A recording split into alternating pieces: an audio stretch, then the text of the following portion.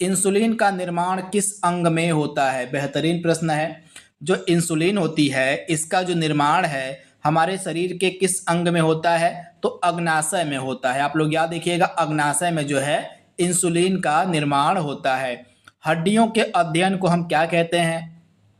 तो हड्डियों के अध्ययन को कहा जाता है ऑस्टियोलॉजी। ऑप्शन डी आपका सही हो जाएगा, ऑस्टियोलॉजी कहते हैं हड्डियों के अध्ययन को। तो ऑप्शन डी आपको याद रखना है। दोस्तों, यह सीरीज अगर आपको पसंद आ रही हो तो इस वीडियो को आप शेयर कर दीजिएगा अपने उन दोस्तों के बीच जो सहपाठी आपके ग्रुप डी की परीक्षा की तैयारी में लगे हुए हैं, उनको आप हमारा चैनल सजेस्ट कर सकते हैं। हमारे चैनल पे आपके ग्रुप डी की परीक्षा के लिए साइंस की, जीके, जीएस और करंट अफेयर्स की कंप्लीट तैयारी करवाई जा रही है।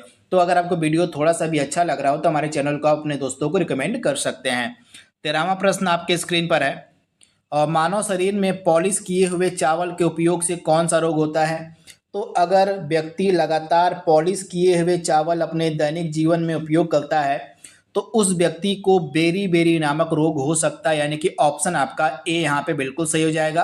तथा यह जो बेरी बेरी नामक रोग है यह विटामिन B1 की कमी से देखने को आपको मिल जाएगा। तो ये फैक्ट भी आपको याद रखना है, यहाँ से प्रश्न आपके एग्जाम में देखने को मिल सकता है। खट्टे फलों में कौन सा विटामिन पाया जाता है? तो विटामिन सी जो है खट्टे फलों का काफ़ी अच्छा स्रोत माना जाता है। तो ऑप्शन आपका सी यहाँ पे बिल्कुल सही हो जाएगा, विटामिन सी। अगला प्रश्न आपके स्क्रीन पर है। और निम्नलिखित में से किस बीमारी का अन्य नाम लॉकजा है? इसमें से वह कौन सी बीमारी है जिसका अन्य नाम लॉकजा है? तो आप लोग याद रखिएगा, टिटनेस।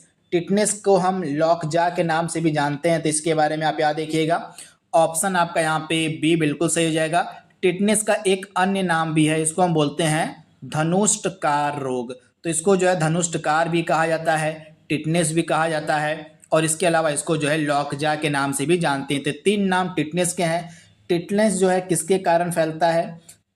तो यह जो टिटनेस नामक रोग है, आप लोग याद रखिएगा, इसका मेन कारण क्या होता है? तो टिटनेस जो है आपका किसके कारण हो जाएगा?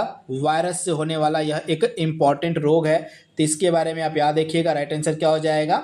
वायरस से जो है, नहीं सॉरी, जीवाणु से, बैक्टीरिया से होता है। सॉरी, यहाँ पे थोड़ा सा कंफ्यूजन हो गया। तो बैक्टीरिया से, किससे? तो बैक्टीरिया से होने वाला यह रोग टिटनेस है।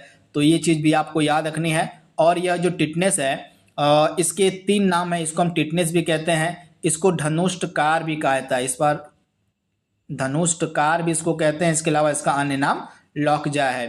फंक ने किसका आविष्कार किया था?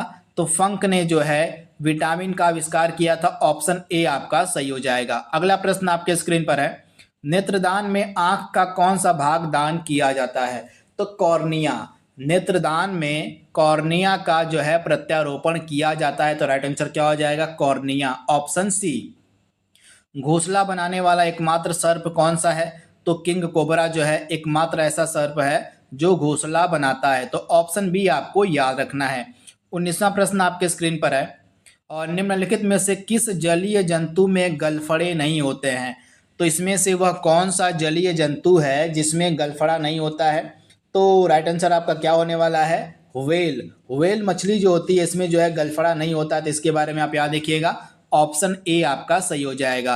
पेलाग्रा रोग जो होता है या किस विटामिन की कमी से होता है?